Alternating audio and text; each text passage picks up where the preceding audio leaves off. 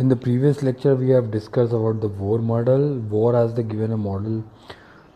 According to that, the Bohr model, the electrons are filled in the orbit, and the surrounding part of nucleus is known as the orbit. And orbit not in stationary current; they always revolve around the nucleus, have a negative charge.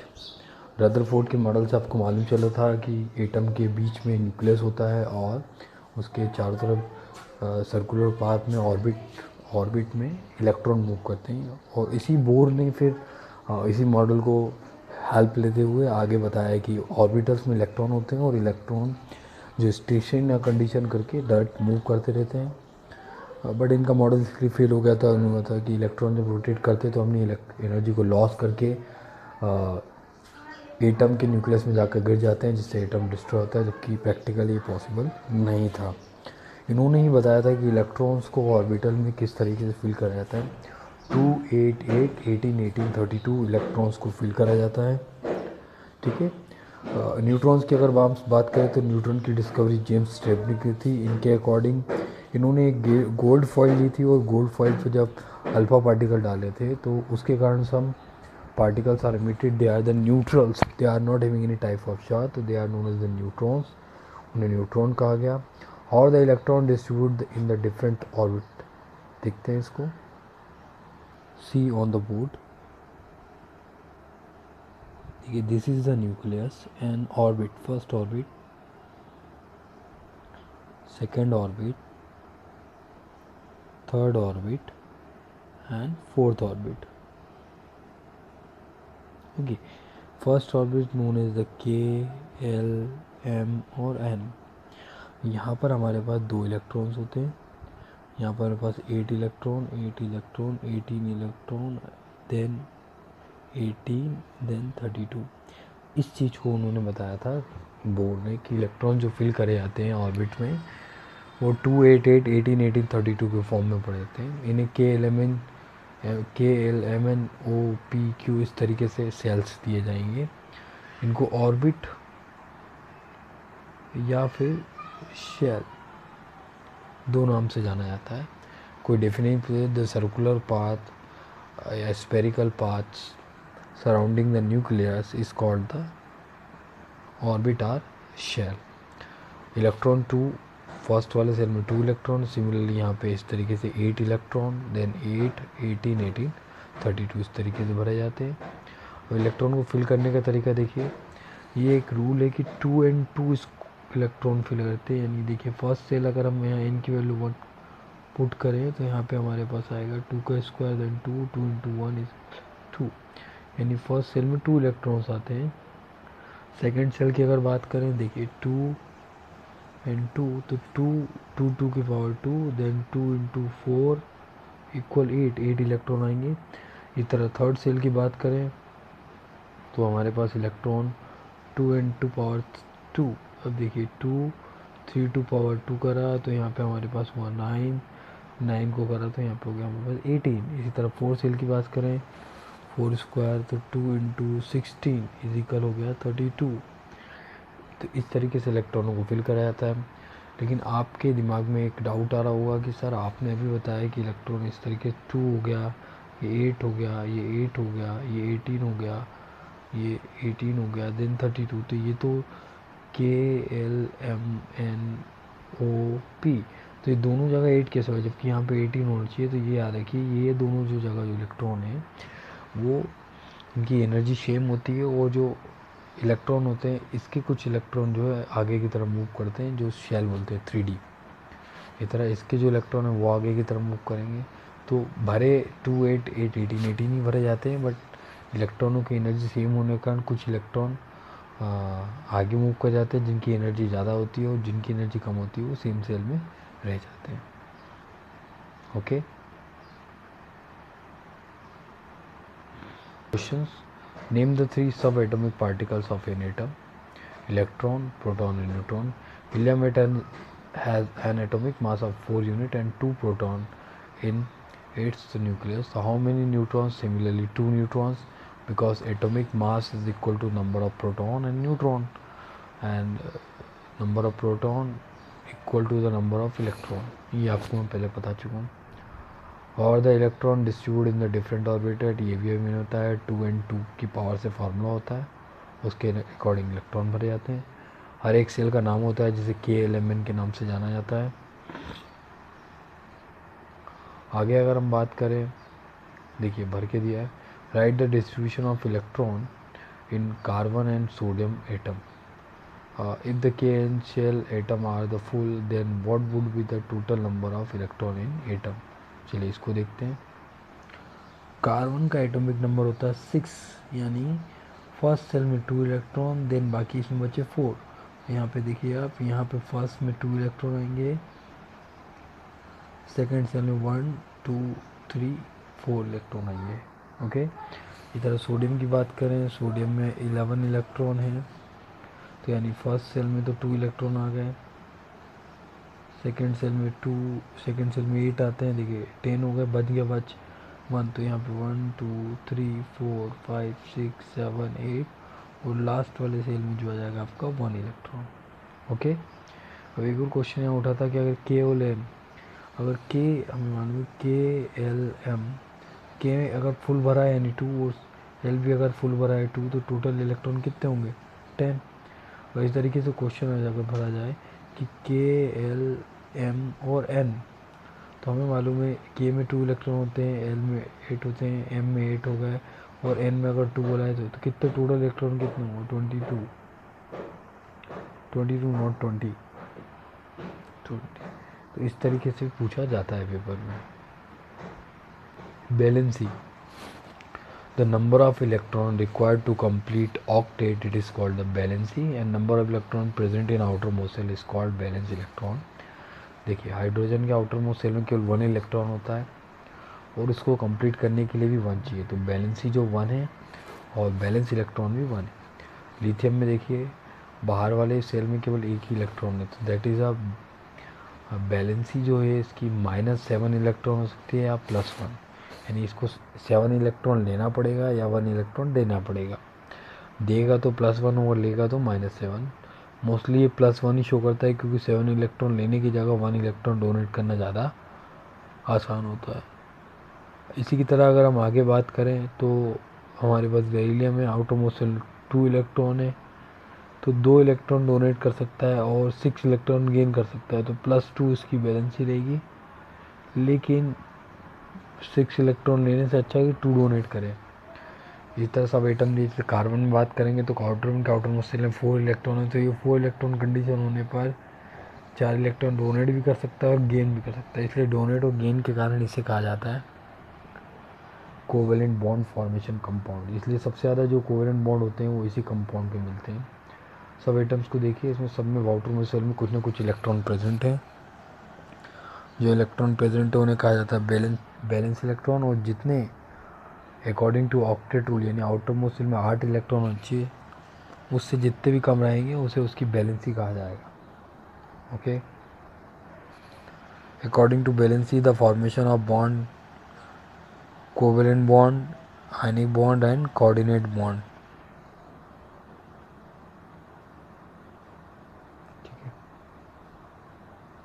अगर मान लीजिए किसी के outer most shell में 8 electron है, 18 electron है या 2 electrons है, तो वो कंप्लीट सेल कहलाएगा सेल के अकॉर्डिंग। जैसे के में केवल 2 इलेक्ट्रॉन हो सकते हैं तो 2 भरे होने चाहिए, एल में 8 हो सकते हैं, अगर एल भरे होंगे तो वो कंप्लीट कहलाएगा। के एल एम में 8 होना चाहिए, एन में 8, तो अगर कंप्लीट सेल भरे होंगे तो उसे हम बोलेंगे complete electron, inert electron, noble gases, जैसे helium, neon, argon, krypton, xenon, radon, ये सब नोवेल गैसेस होती हैं क्योंकि इनके इलेक्ट्रॉन कम्प्लीटली फिल होते हैं, इनके शेल कम्प्लीटली फिल होते हैं, जितनी रिक्वायरमेंट थी उतने ऑलरेडी भरे हुए रहते हैं। Hydrogen, helium, lithium, beryllium, boron, carbon, nitrogen, oxygen, fluorine, ये नोवेल गैसेस के कुछ होते हैं।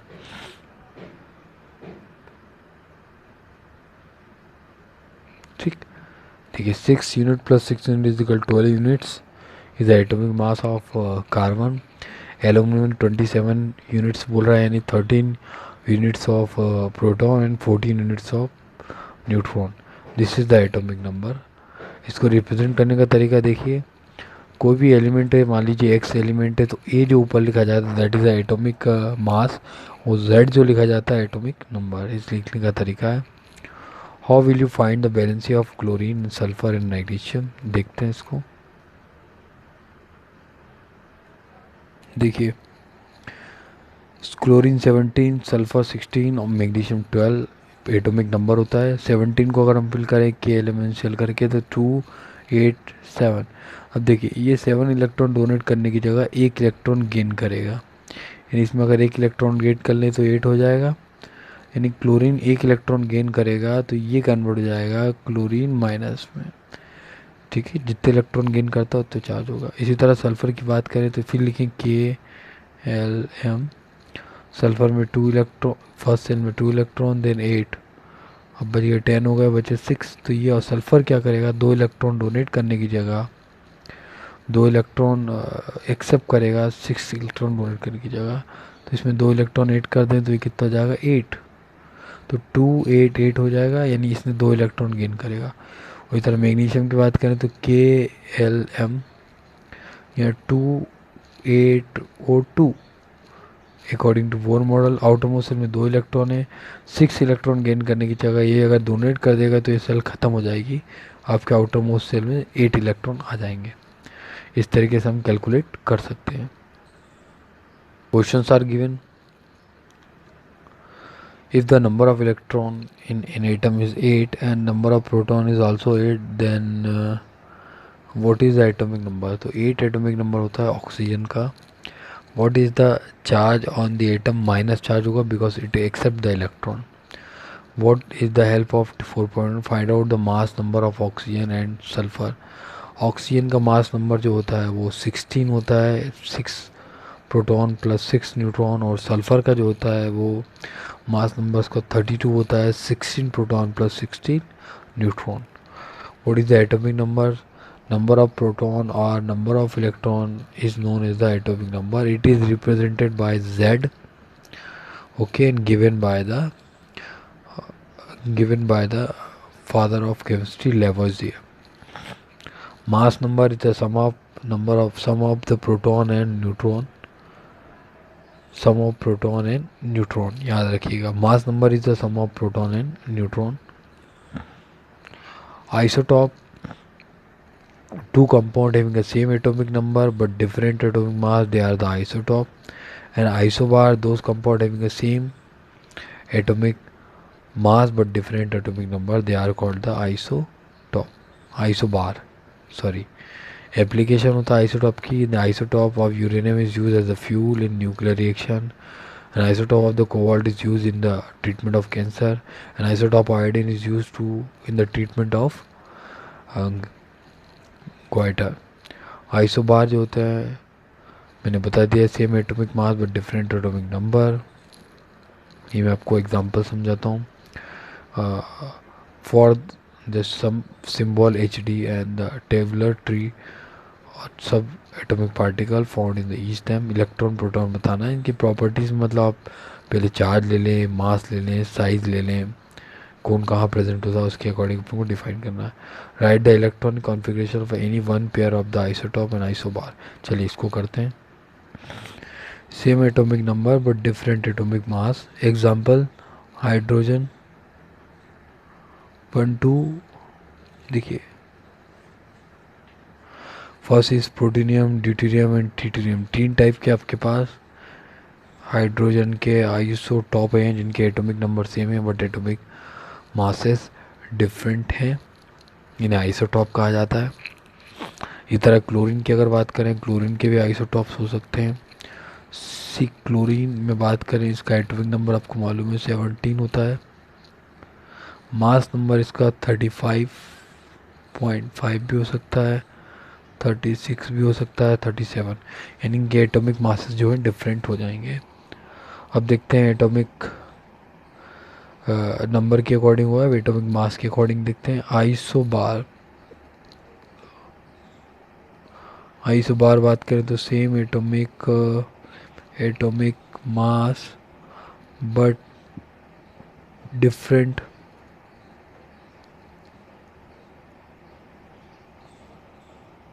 एटॉमिक नंबर एग्जाम्पल लिख लिए कार्बन और नाइट्रोजन।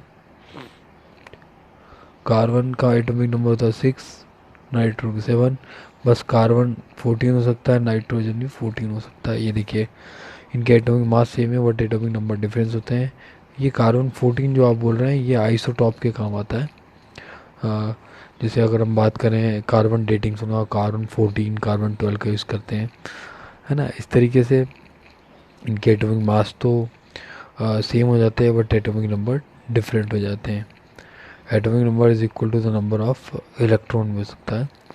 मान लीजिए कोई एटम है, अगर हम बात करें, देखिए मैग्नीशियम की बात करें हम और एल्यूमिनियम की बात करें, तो मैग्नीशियम का एटॉमिक नंबर होता है 12 और इसका होता है 30, बट इसका जो मास होता है इनका वो होता है 24, इसका होता है 27।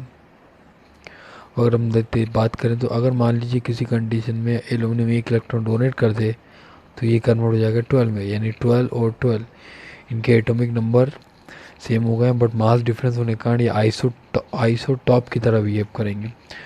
ठीक है, मान लीजिए दो कंपाउंड है, अगर उनमें सेम नंबर,